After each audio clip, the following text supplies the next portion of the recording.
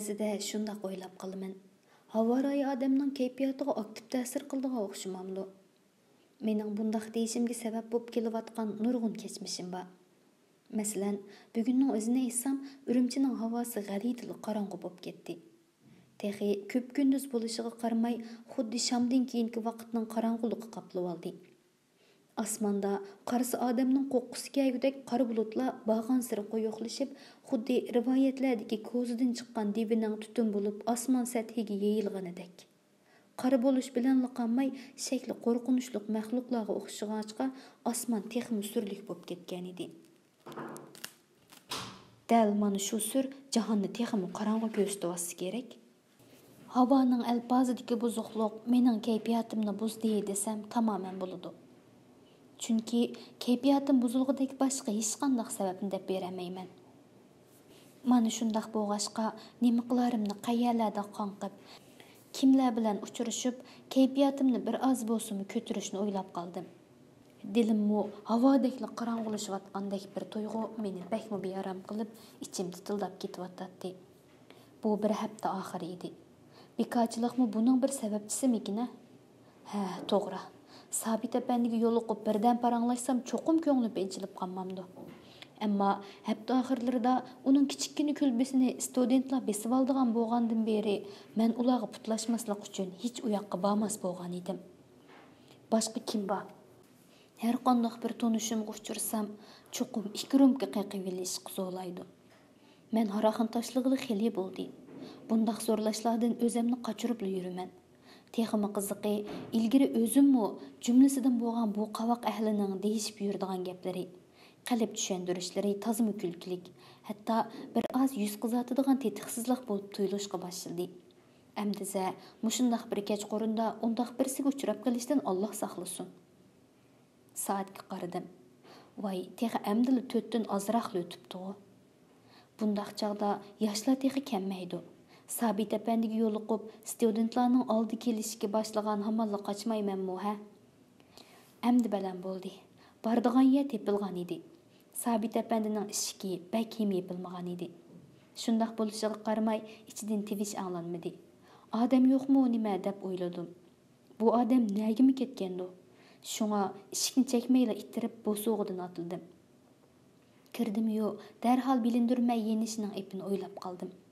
Sababi Sabit apandi ikki navrasi bilan o'ngcha o'ltirishgan bo'lib, uzoq qarshi tarafdagi shira oldida edi. Uchi Xolida nima deyishyapti-kin? Ularning aromicha suhbatini buzg'im kelmay, g'imisida chiqib ketmoqchi bo'lganimning sababi ularning orasida tamoman yot kishidek his qilinishimdan xuduksirash edi.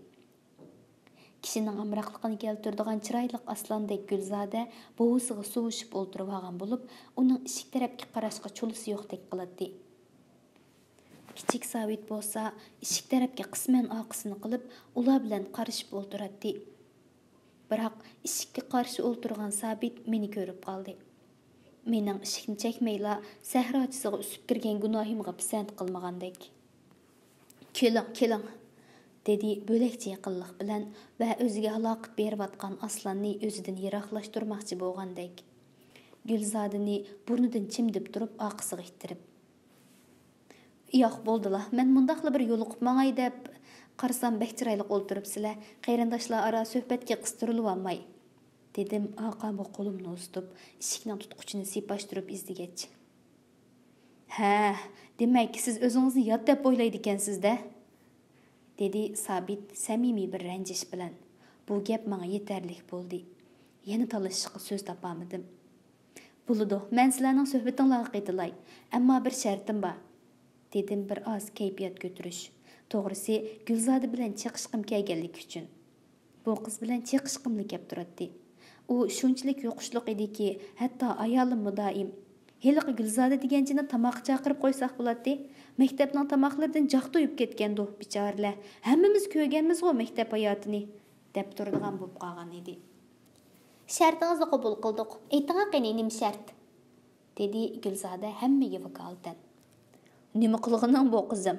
O'ylanib boqmayla hammamizga vakolatan javob beryapting-ku. Kim biladi, bu odam bizga hulqish qo'yyotamdi texi", dedi Sabit ajoyib kam uchraydigan chaqchiqini menga qartib. Buning qimmatini faqat men biletdim. Chunki uning chaqchaq qilganlik to'g'riliq xotirlarni yo'q desin bo'ladi. Mana shu qimmatlik narsani Sabit apandi mendan ayamagan edi. O'tganda bu odam xubsallik bilan bir o'yin o'ynagandi. Nim bo'lsa bo'lsin deb tavakkul qilib ishongandim. Natijasi shundoq bilan chiqmadimi? Shu ko'nglim to'xtirib dedi Gulzada yaqimliq kulimsirab. Qizimning sizga o qadar ishonchisi bor ekan. Bo'pti, danga shartingizni, dedi Sabit apandi ko'ngli pavas mamnuniyat bilan. Suhbatning o'rnini yo'tkaymiz. Birer restoranga chiqadigan o'xshamamdiq. Cho'ngdamning uyida quruq o'ltirib qoldi ekanmiz debsizda, ha? dedi qiz darhalla. Restoranga maylingiz bo'lsa, sizdan o'ylansin deyman-da. Ammo restoranda suhbat ko'ngildagidek bo'lmasmikin? Aslida uning o'ylig'ini to'g'ri edi. Bu uyning yo'riqligi yetishmayotgandek, ko'nglimdagi gungolik hech yeshildigandek qolmaydi. Yana bir tarafdan qizning degindek bu bo'ytaqning uyida quruq o'ltiradiganimiz rost edi. Xo'sh, bizning uyga chiqamiz. Yaqin-g'u, ana 2 sakrabla. Sabit navra qizin javob bersin degandek uningga qaradi. U yolg'on nozni qilmay, tag'liqlardek otish mijozi bilan. Bo'ldi, men qo'shildim, dedi. Sabit apandi kulimsirab qo'ydi. Kichik Sabit bo'lsa hech un chiqarmaydi. Amsa vaqtni o'tkazmay darhol qo'zg'alayli, dedim oldirtib. 15 minut ichida bizning uyga chiqib joylarimizni oldik. Fatiha duosidan keyinla Gulzada ayolimga qarshi berishga aldirab o'rnidan turib oshxona tarafga ketdi. Mening qo'shilg'im yo'q edi. Ayolimmi uni haydavatdi. U shu an qizni xotinkana qarshi beray desam haddidan eshiyotganni, dedi u qaytib kelib joyida o'ltirib etib. Bugungi kayfiyatimning ko'tarilishi uchun Gulzada yenimizda bo'lmasa asla bo'lmaydi. U jimjitlikqa hech chidolmaydi. Şoňa çoqum aqyadın bir narsani o'ylab tepib, buvisining og'zini tatilaydi. Men bugun bakla haramış bo'lg'ashqa, Sabit apandining og'zini ochqudek bir temi tepishimga ishonchim yo'q edi. Degandek, ha demayli gapni ushshaq barangga boshlab saldim. Mushu navra qizingiz rostilla mo'misiga o'xshamdi. Tozimi satqo bu, dedim chiqishib. Taq turqi kiyib tushgandekli o'zi shu, ammo mijozi o'xshamaydi, dedi Sabit mo'manga hamdan bo'g'is kelib navrisi bilan chiqishgandek. Buning mo'misi kam kuchsiz, butun ruhi va jismi bilan bir ayol edi. Buchu bir oz erkaksadekmi qandaq? Bu mo'misiga emas, mening mo'mamning mijoziga tortib qolgandek qiladi. Sizning mo'mingiz qandaq ekanmish? Erkeklardek xuy payli bor, jasoratlik, kerak tepilsa ko'zini mit qilmasdan odam o'ltirishga jur'at qila oladigan ayol ekanmish.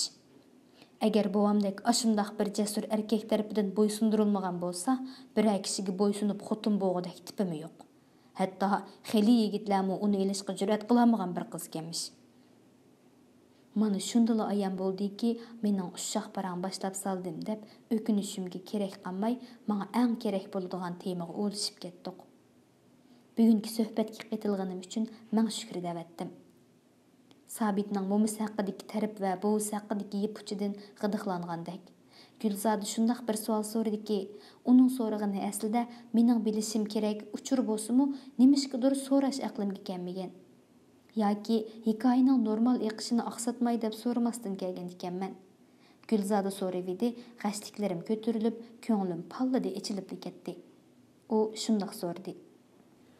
Bizni otishdikilar doimli bejon jallodning avlodi deydi. Nima gap bu? Jallod deganni anglasamla tenim shurkinib izot otib ketaman bir tarafdan. To'g'ri, bu savolni men so'rashim kerak edi, dedim men xushliqimni yo'shiramay. Hikoyangiz davomida bir necha qaytim bejon jallod deb tilga ilinib o'tdi. Ammo asosiy gapdan chetnab ketmayli deb so'rayamayli bugunga kelgandim. Men endi bak obdan bo'ldi. Bejonning kimligini bilmamsizlar, deb so'radi Sabit apandi ikki navrasidan. Kichik Sabit beshini eg'itib qo'ydi. Gulzada, sizning cho'ng dadingiz shu, boshqa hech nima bilmaymiz. U ko'p odam o'ltirganmi? Ammo nomus qilib ketishga o'rin yo'q bolam. U odamni ko'p o'ltirgan, ammo sopli Xitoylarni o'ltirgan, dedi Sabit apandi ko'ngli to'q holda. Tafsiliy bir so'zlab bersangiz ekan. Mening doim sizning haqingizda o'ylaydiganim, bu odamning yildizi qayerdan, qandoq bir qondan kelgan degandek jamoatingizning shajarasi edi. Mana endi yaxshi bo'ldi, dedim men bu daydayga selib. Bovam bijan qinida turmaydigan, toshqin bir xarakterlik odamkan. Ustixini menikiga o'xshashganmish. U texi 17 yoshlardagi chog'da yurtga alvang söylep chiqqan Xitoy chirikidan ikkini pichoqlab etib, ondan bu qipsag'an talbilikining oqibatini o'ylab Anjan tarafga qochib ketibdikan. Aytishlaricha, bovam qo'qanda yerlashib qapti. Ammo ko'p o'tmayla yurtda o'zgarish bo'lib, Yaqubbek taklif bo'yicha bu yoqqa atlanibdi. Tarixlardimi deyilgandek, Yaqubbek cho'ng qo'shin boshlab kelgan emas. Xitoylar tuhmat qilgandek tajovuz qilib kelgan emas. Taklif qilingan. U yaqin sipohlaridan ozg'ina odamni boshlab kelgan. Bundan boshqa har xil sabablar bilan yurtni tark etgan muhojirlarimizdan yoshroq, oila yuki bo'lmaganlarning ba'zilari agashgan. Bovam mana shu vatanga qaytgan muhojirdan biri ekan.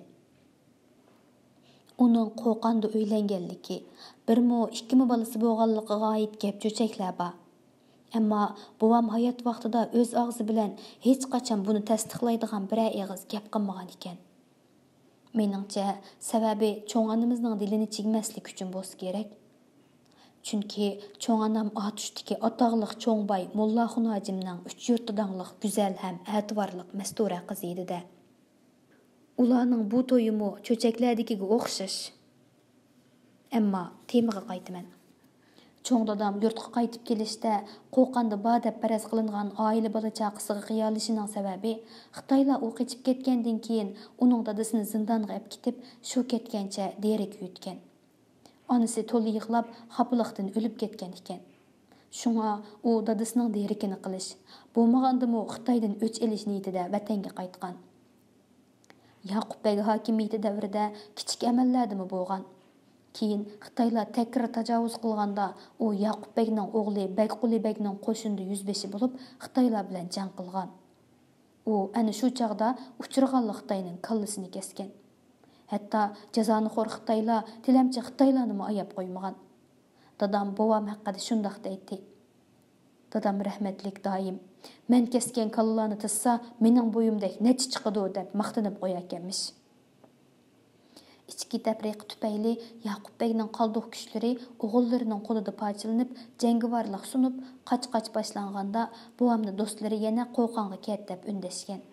Ammo u momamga chidamay, toki 1890-yillargacha Qoratog'ning g'orlarida yoshirin yashagan. Tutishga chiqqan cheriklar bilan ipin topsi ilishib, bo'lmasa qochib, kechalarda yurtqumi kep yurgan. Chunki kamay chidamaydi. Uyda uni ko'zlaridan daryo yoshlar to'kib, 3 yurtning malikasi Ayparizat kutib o'ltiradi-da.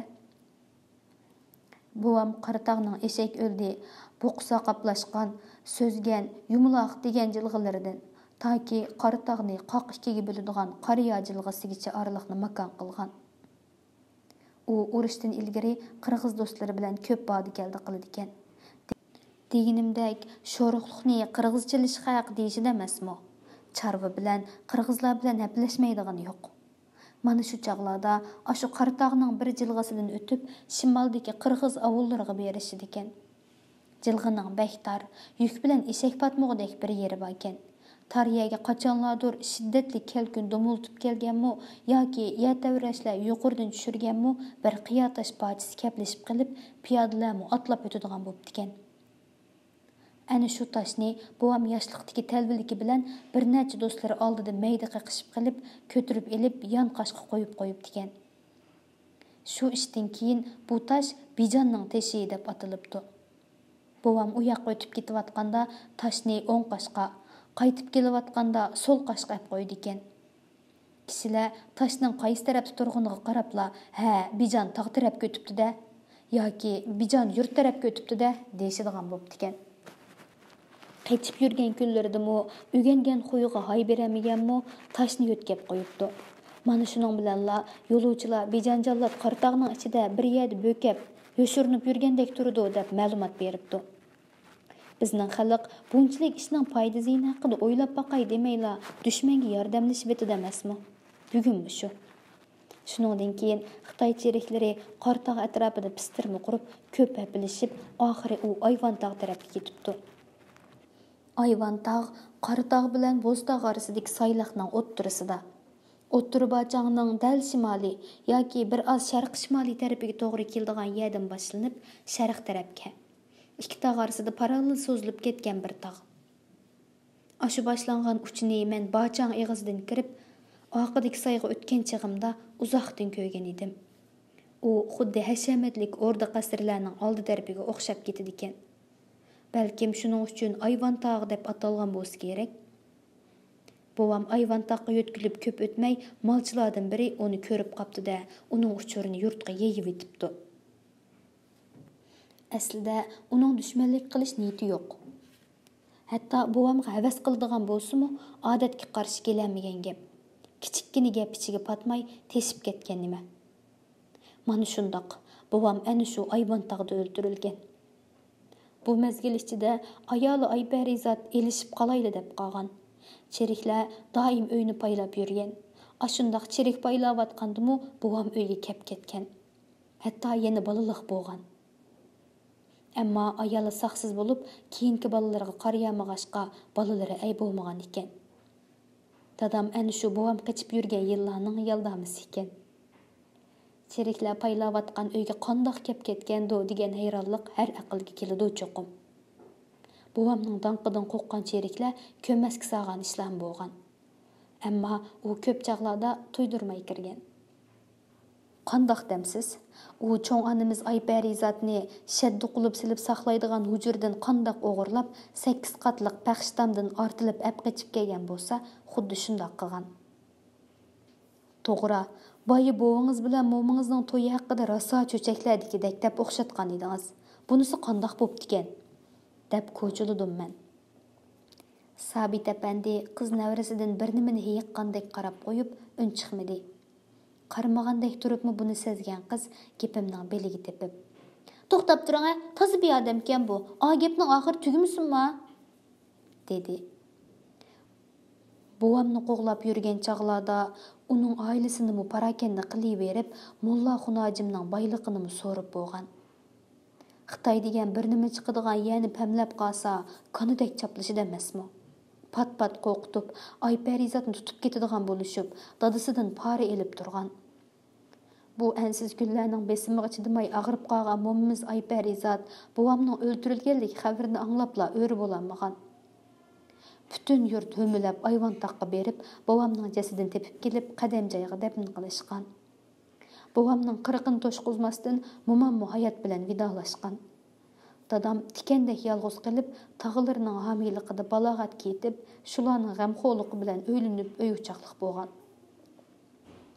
Bir haza shuklab ketgan Gulzoda ko'zlarida lig'irlab turgan yoshlardan xijil bo'lishmi yodiga yetmay, bir nuqtaga tikilib turib ketib, birdilla o'rnidan turdi. "Viyay, ajoyibli bo'lib ketdimi?" dedi va andin, "Men ajamga qarashay, amdiyan haydab etmas." dedi-da oshxona tarafga ketdi.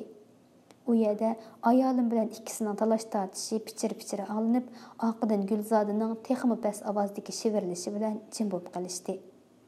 Andin qoqoqlab kulib ketishdi. Men dasturxonga yangi choy akilib, andin bovayni hikoyaga unday deb chaynakni ko'tarib, oshxona tarafga 2 qadam elib edim. Ayolimning Gulzodaga chidamay, "Keltib" degan so'zini anglab qoldim. Sizning mushtatliqingiz havaskimi, hasadkimi loyiqchimi? Hammadan bek sizning mushundaq yuqumliq mijozingizdan ansirayman. Ularning tatliq gaplashayotgandagi kayfini buzmay turaymi, beriveraymi deb ikkilinib qolgan arliqda Gulzodaning. "Nimadan ansiraysiz?" deb sadiliq bilan so'rag'imni oldim. "Sizdek yiqimli qizga tezli erkakchivin yepishib oladi. Shunga bek diqqat qilmasangiz yaxshi o'qiyolmay qolsiz-jumi?" "Shu gapingiz uchun og'zingizni shirt yutaymi?" "Rost deyapman saranqiz. Men rost deyapman. Yana shunday gaplarni qildigan bo'lsangiz, rostilla og'zingizni shirt yutaman." Bo'pti demadim, ko'yingani bilmaydigan setchin. Shundili berib, choyni liqildim va Gulzodaga pichirladim. "Meni buvingizning to'yi haqidagi hikoyani anglab qo'ying. Bormay turing-jimi?" "O, shu qiling. Sabit әпәндінің piyalisiga yangi demlengan qiziq çayını qo'yib qo'ygandan keyin Bijan Jallatning qiz әп qachish hikoyasini ko'childim. Әмді so'zlayvering. Sabit degan cho'pcho'ng yigit bo'lib qoldi. Ulug' bovisining yoshligiga oid hikoyani anglab qo'ysa hech nima bo'lmas.